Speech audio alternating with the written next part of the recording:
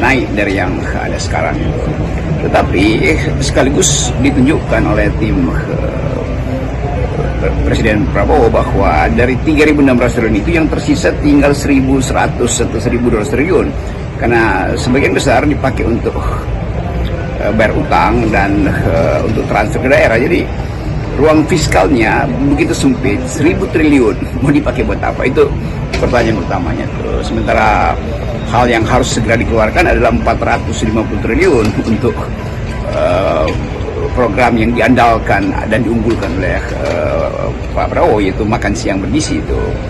Kalau kita hitung kewajiban-kewajiban lain, pendidikan mesti dikeluarin 400 triliun, artinya habis tuh. Jadi sebetulnya secara konkret kita tahu bahwa Presiden Prabowo dibebani oleh hutang, oleh anggaran yang sebetulnya hancur-hancuran yang berasal dari Presiden Jokowi.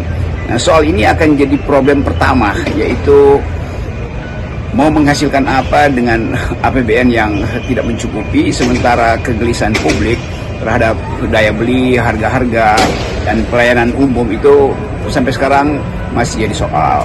Upah yang rendah, daya saing yang buruk, kemampuan menghasilkan manufaktur itu justru berhenti karena kita mengalami deindustrialisasi. Jadi semua hal yang pernah dibayangkan sebetulnya oleh Pak Prabowo sebagai kelanjutan tentu ada masalah besar sekarang.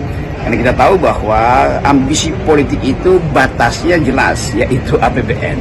Nah, kita mulai menghitung kira-kira di periode pertama Pak Prabowo mau pilih program apa sih, soal yang akan segera ditagih oleh emak-emak dan siswa sekolah dasar dan menengah kita, yaitu makan siang yang bergizi.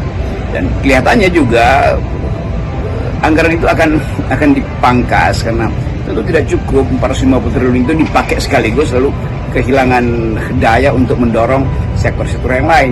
Inilah yang kita sebut sebagai paradoks dari pemerintahan yang akan datang, yang dibebani oleh hutang dan ketidaksiapan perencanaan oleh presiden sebelumnya, yaitu Presiden Jokowi.